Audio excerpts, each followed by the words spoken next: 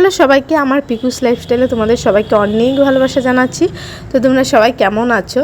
আমি কিন্তু ভালো আছি। একটা ছোট্ট মিনি ব্লগ নিয়ে চলে এসেছি। তো আজ যাচ্ছি বাবার মাথায় জল ঢালার জন্য। তো আমাদের বাড়ির থেকে অনেকটাই দূর, তো আমরা যাচ্ছি বুড়ো শিবতলায়। তো সেইখানে গাড়ি নিয়ে যাচ্ছিলাম। তো ও যখন বাড়ির থেকে রওনা দিয়েছি তখন মোটামুটি 7টার সময় আমরা রওনা দিয়েছি। তো আমি ঘরের পুজো টুজো দিয়ে তারপরেই বেরিয়েছি। আর ঐশীও আসবে, ঐশী আমি উঠে গিয়েছি, ঐশীও উঠে গিয়েছে, এখন ও যাবে বলছে। তো ওকে নিয়েই যাচ্ছি। তো মাথা ভিজিয়ে চান করেছি, তো চুলগুলো খুলে দিয়েছিলাম আর কি, মেলে দিয়েছিলাম। একেবারে চুলগুলো হাওয়ায় না জটা বেঁধে গিয়েছে। আর এই দেখো আমরা যেতে যেতে ট্রেনও দেখতে পেয়ে গিয়েছি। আর সুন্দর লাগছিল সকালের পরিবেশ। তো রাস্তাটা মোটামুটি ফাঁকাই ছিল, কিন্তু এই মন্দিরে এখানে অনেক ভিড় ছিল আর অনেক দোকানপাট বসেছে দেখো। তো এখানে আমরা এক জায়গায় গাড়িটা রাখবো, তো ওইখানে রেখে তারপর দেখো আমরা ভিতর দিকে যাচ্ছি। আর এখানে দেখো আমরা সব নিয়ে এসেছি, কিন্তু দুধটা আনতে আমি ভুলে গিয়েছিলাম বলতে কি আমি নেইনি দুধটা। তো সেই জন্য এখানে আবার দেখি দুধ বিক্রি করছিল। তো মানে ওই 1 পোয়া দুধের দাম 50 টাকা। তো বুঝতে পেরেছো ব্যাপারটা কি? তো যাই হোক, ওইখান থেকে আমি দুধ নিয়ে 50 টাকার দুধ নিয়ে এখানে দেখো আমি মন্দিরের ভেতরে প্রবেশ করে গিয়েছি। তো এখানে আগেই এইখানে আর কি প্রণাম করে নিয়ে তারপর আমি ভেতরে যাওয়ার জন্য লাইন দেব। আর আমি ফুল বেলপাতা এগুলো বাড়ি থেকে নিয়ে এসেছিলাম। তারপরও এখান থেকে কিনেছি, মানে যেখানে গাড়ি রেখেছি সেইখান থেকে আর কি ডালা কিনতে হয়েছে আমাদের।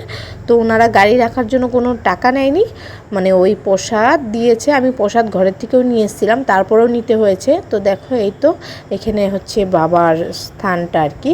তো প্রচণ্ড ভিড় ছিল, মানে জল ঢালা তো মানে ওইভাবেই এই ওপর থেকে এইভাবে সবাই ঢেলে দিচ্ছে বাবার মাথায়।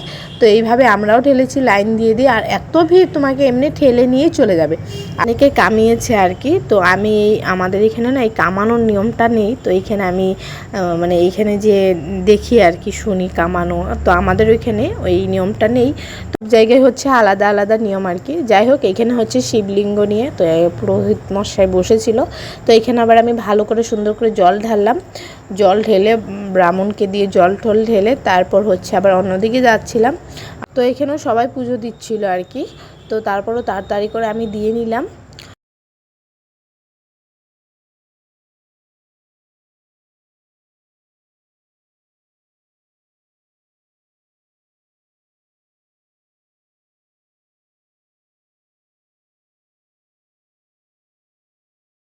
তারপর এইখানেও দেখো শিবলিঙ্গ ছিল। তো এখানেও বাবার মাথায় জল ঢাললাম, ঢালার পর মোমবাতি ধূপশালা ধরিয়ে এখানেও প্রণাম করে নিলাম।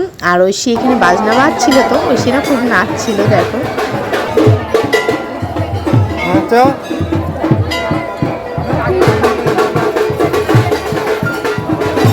তারপর ঐশীর হাত দিয়ে একটু জল ঢেলে দিলাম, কারণ ঐশী শুধু বিস্কিট খেয়েছিল আর একটু জল খেয়েছিল। আর ওকেও কিন্তু স্নান করিয়েই নিয়ে এসেছি, ধোয়া জামা কাপড় পরেই নিয়ে এসেছি আর কি। আমরাও ধোয়া জামা কাপড় পরে এসেছি। ঐশীকেও আমি কালকে আর কি জামা কাপড় ধুয়ে রেখেছিলাম, তো সেগুলো পরেই নিয়ে এসেছি। তারপর দেখো এখানে ঐশীর পাপা পুজো দিল। তো পুজো দিয়ে ধূপশালা মোমবাতি ধরালো।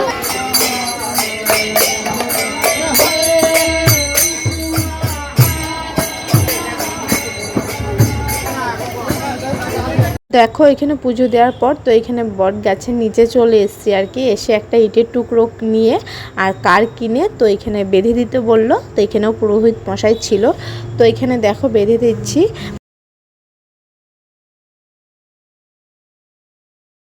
তো এখানে দেখো আমার বড় একটা মানে বেঁধে দিচ্ছিল।